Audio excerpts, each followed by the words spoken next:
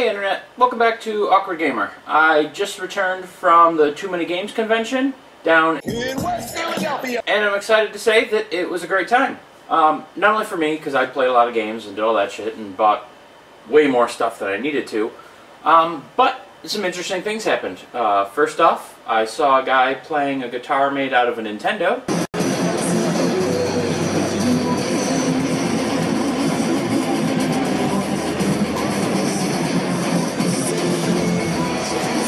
There was a DJ battle between DJ Cutman and Grimecraft.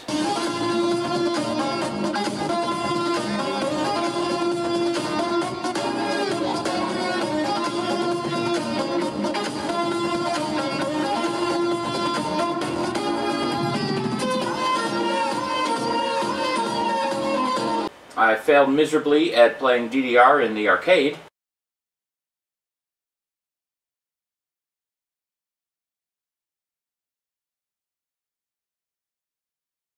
Also, I'm sorry that was a vertical video. I wasn't holding the camera, obviously. So you can blame my ad hoc cameraman slash new friend. Also, I did meet some new friends, and if any of you are watching, thanks again for watching. For those of you that were already watching and subscribed, thanks for your continued support as well. But more on that in a second. First off, I should give shout-outs to some of the various vendors, panelists, performers, everyone that was there. There was a couple indie games. Actually, I should probably start off by saying the first and foremost reason I went there was to interview Vinnie from 64 Kilobyte Games. I have actually reviewed several of his games already. Videos around here somewhere, or this side, whichever side of the screen has more free real estate. He was kind enough to not only let me interview him and then try out his new game. Hey Internet, Awkward Gamer here with Vinnie from 64 Kilobyte Games. We're here to talk about his new game, T-Gun 2. Follow-up to, if you didn't see the one I reviewed a ways back, annotation somewhere. How do you generally react to people, like, just crapping on your games? Because I know my review wasn't the best, and I've seen other ones that were also not necessarily positive. I'm very much a believer in freedom of speech. I mean, if you don't like something, say it. Personal attacks, that goes too far, but almost no one has ever done that. Yeah. Even, I think the crappiest review I ever saw, I mean, I saw like Matei's review, yeah, but I didn't mind because, you know, he was pointing at the game. It's like, I don't like this game sucks. It's like, yeah. Okay, cool, I gotta do better now. But, I don't know, there's this one guy, Super Epic Mega Bash. He has a real name, I forget what it is. But, I don't know, he that's like bad. That's not even about the game. And he goes on for like 10 minutes. He could have just gone 30 seconds, the game sucks. Yeah. Now, why specifically, I guess it's no longer relevant, but why the NES and Master System? Like, are they easier to write for, or were they just... nostalgia. That works. Yeah, and also, when I got into college, they were still teaching people how to program on these processors, like the Motorola 68000, the Intel 386, which none of these things use, and some people use the HC68 and HC11. But it's a little similar to the CD80 and Master System and the 6502 and the NES. But yeah, the thing is, I had a lot of assembler experience. My first job professionally was doing some assembler for an old modem support for a really old product. And I just had all the skills. So when I saw other people doing it online, it's like, you know, oh wow, people actually like building new parts. It's like, I already know this code. I can just do this. So then that answers one of my questions. I was going to say, you do have a programming background. A lot. Yeah, I graduated in like 99. So, okay. Penn State with a computer engineering degree. So at the time, it was a lot of the mobile devices were using like the old processors that were used back in the day, in the 90s. Back to the 68,000. And around the time I graduated college in 99, they were using that for cell phones. But nowadays, everything's your cell phone processor is as good as your desktop processor. Yeah. And it could run like 1,000 emulators. Oh, absolutely. Now, what's the hard part of like programming for these? Because I'd imagine there's not just simple interfaces to write code in. The processor isn't that bad. You would not believe how many tools there are and how easy it is to actually do. Really? I mean, there are multiple emulators you can use. If you have one that doesn't do your flickering right, like the real system would, you can find another one. And a lot of the emulators also include debuggers. Like I think one of the NES emulators. I think basically you can turn it into debug mode. You can see the instructions go down. So you can, if your code breaks somewhere, you can press the step button until you get to the part where it breaks. You can figure out which instruction loaded wrong and which comparison was wrong. So there are a lot of software tools out there to use. So then, do you have a specific set you generally use, or? Well, I pick emulators that have the debug tools. Particularly, there's one that starts with an F for the NES. I forget the exact name. Mika for the Sega Master System. Actually, I use K-Fusion for the Genesis. It doesn't have any debug tools, but the Genesis is a lot easier. I haven't actually used it. The hard part is the actual processor for these things. You only have so much time in between each video frame to get stuff in there. Yeah. And if you do it wrong, it comes out as junk. And that's the only problem I've really had. It really isn't much of a problem. So how long does it usually take to actually build a game? It depends on the size of the game, and the thing is, I don't do it all at once. If you're just building like a 32 kilobyte game, like a lot of Master System games or Nintendo games, I can get that done in about 2 months. Oh wow! So well, from start to finish, build the game? So in 2 months, I get a no sound version, and I send it out. Hey, do you think this would be well for the convention? Do you think I should release this? And I've actually had like 2 of those things like shot down recently. So, and if it's good, then I ask. I remember this guy Joey Marino on Animal Style on YouTube. Basically, he would do the sound. I would pay him, and then I would talk to the guys around here. He does all the printing for this stuff. Oh, okay. Like the manuals, the labels. Yeah. Yeah, it's pretty crushing design. Actually, another Nintendo Age guy, Uncle Tusk, he designed this in the T-Gun 1. And yeah, then right before the convention, I buy the hardware, put it together. So it is like a year-long process, but the individual pieces don't take very long. Like 2 months, concept, and then I wait for everybody else to finish their stuff, and another 2 months before the convention, okay, let's hurry up and just put it together. It's out. So then these aren't like donor chips. These are all brand new, fresh print things. The circuitry is new, but unfortunately the cases are done. Okay. I recently did find a new source of Genesis cases.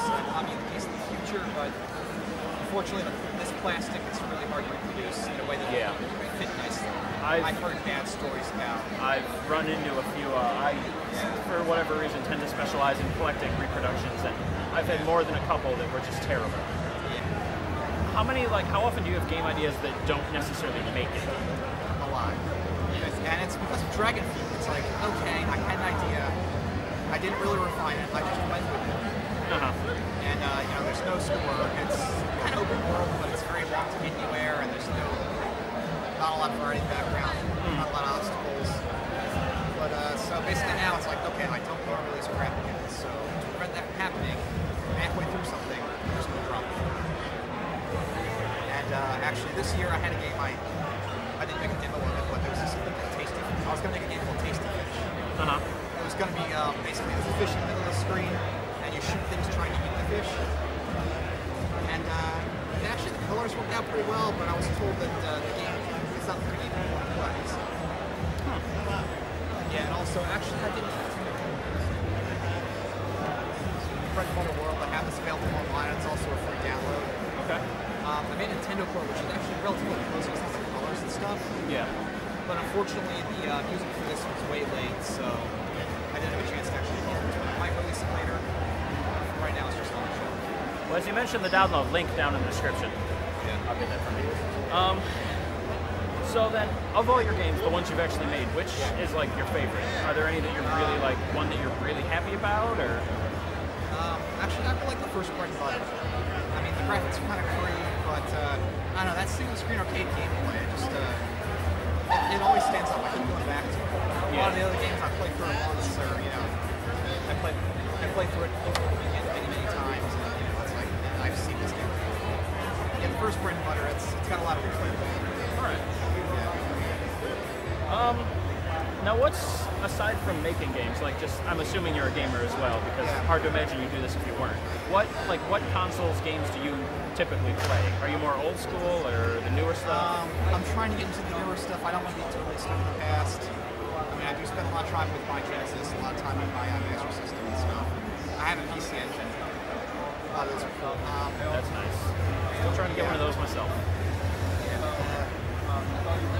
unfortunately, I got the white one, which only has RF on those Japanese channels, so I have to hook it up to a 2003 Sony DVD player, which actually goes up to channel 99.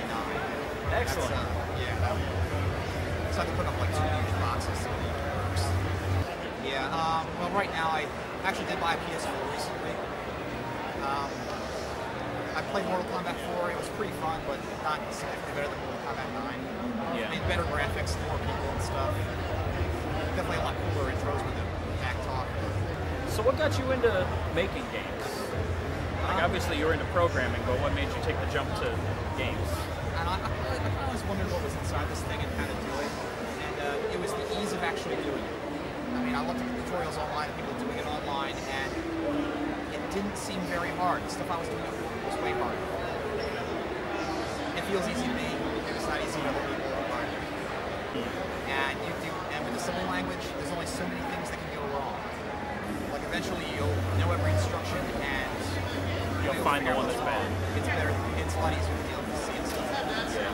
Now, have you thought about getting more into like the new indie scene? Like I know a lot of like Steam or Xbox Live and all those are making it easy as hell to make indie games now. Or are you trying to just stick to what you know and love? Which, don't get me wrong, is great. I haven't really thought about that. I've invested a lot in this, unfortunately, so I don't think I'm Ready to jump yet?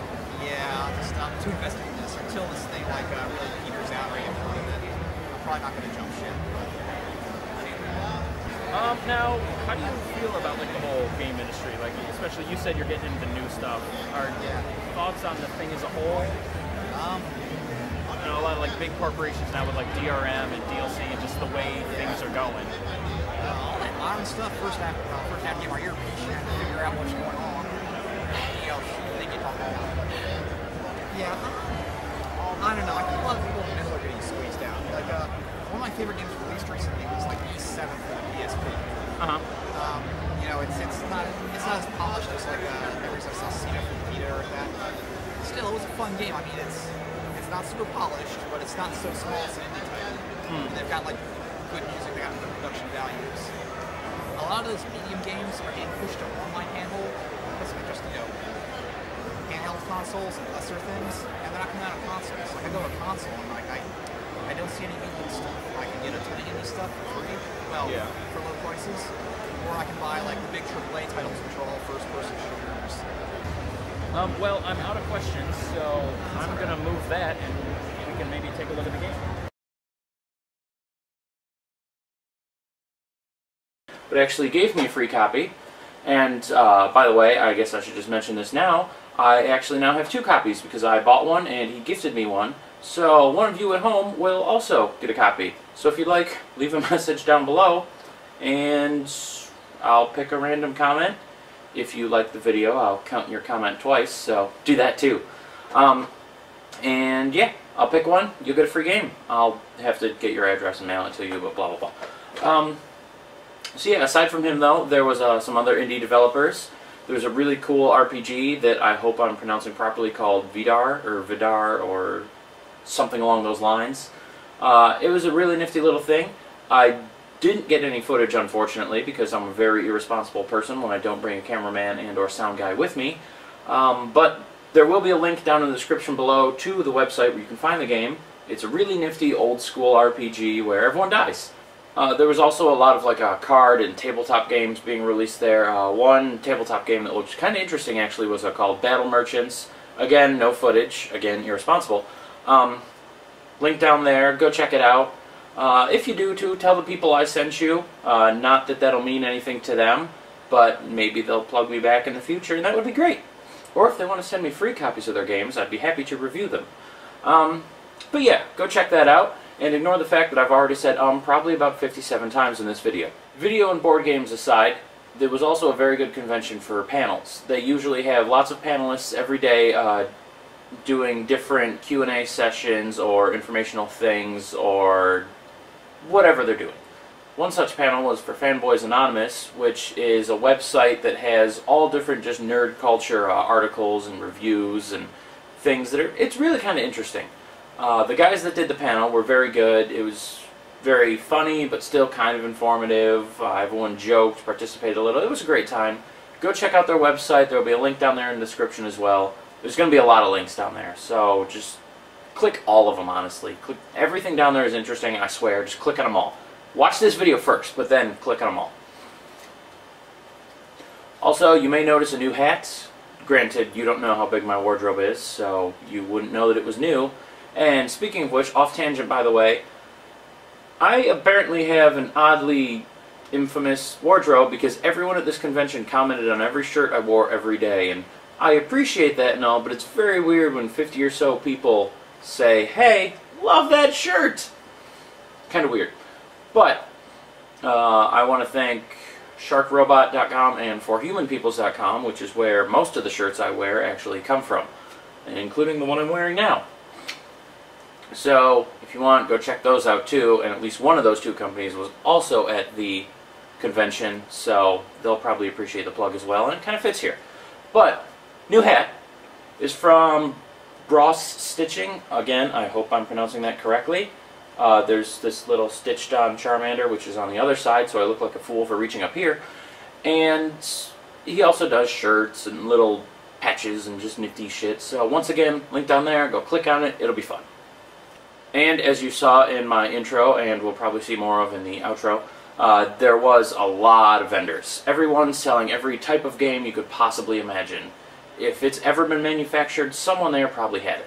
I actually found, as you can see, a couple of the older, rarer games I'm looking for. Demon's Crest for Super Nintendo, for example. I've been trying to find for years. Finally found a guy that had it, got a good price, so it was great. A working CDI to combat the two non-working CDIs I've had. So yeah, there's always lots of stuff for sale. It's really cool, and I have to plug some of the vendors because they were nice enough to let me use B-roll footage of their stuff. So again, down in the links, I'll label what everything is. It'll say vendors. There's going to be a couple listed. Click on them if they have a website. You never know, you might find something you want too. I know a bunch of them were talking, and they were all saying that usually they try to do individual pictures of the item they're selling on the site, so that's nice. You know what you're getting before you get it, so it's not like an eBay situation. So go check them out. And again, I'm sure you're all sick of the many plugs I've just done, but I'm giving you a free thing, so that's nice. And you saw the interview with Vinnie, so hopefully at least that was a little bit of content to warm you over. Mostly I just want to say, if you're ever in the area, go to this convention. It's a really great time. The people that put it on really put a lot of effort into it. There's lots of giveaways, there's concerts. There was a burlesque show, which obviously I'm not going to have video of because YouTube probably would not be fond of that, plus they don't allow you to take video. But that was really cool. There's going to be a link down there too to the company that put it on. Apparently they do lots of nerdy or nerd culture themed burlesque shows. They were advertising an upcoming Tim Burton one. Actually, I think that was yesterday, so upcoming is no longer the appropriate term. But lots of cool stuff. Go check that out if you like naked people. Go check out any of the other stuff I linked. Also, TooManyGames.com for the convention itself if you want to go next year, and I highly recommend it. Go check that out. Also, if you are ever there, look for me. I'm always happy to say hi to fans, because apparently I have those, which is odd but awesome. And I'm kind of out of shit to say. So, at least now I have a new slew of games to review in upcoming videos. As you could probably see, there's Flappy Bird for NES, which I'm sure is ridiculous. Pokemon ROM Hack, which I always love ROM hacks. Some more indie games. Just a lot of shit. So it'll be fun. Yeah, that's all about it. I'm just rambling now. Lots of good upcoming videos. Convention was amazing. As you can see, my energy levels and everything are still a little wonky from the trip. So, enjoy your week, and I'll see you in the next video. Bye!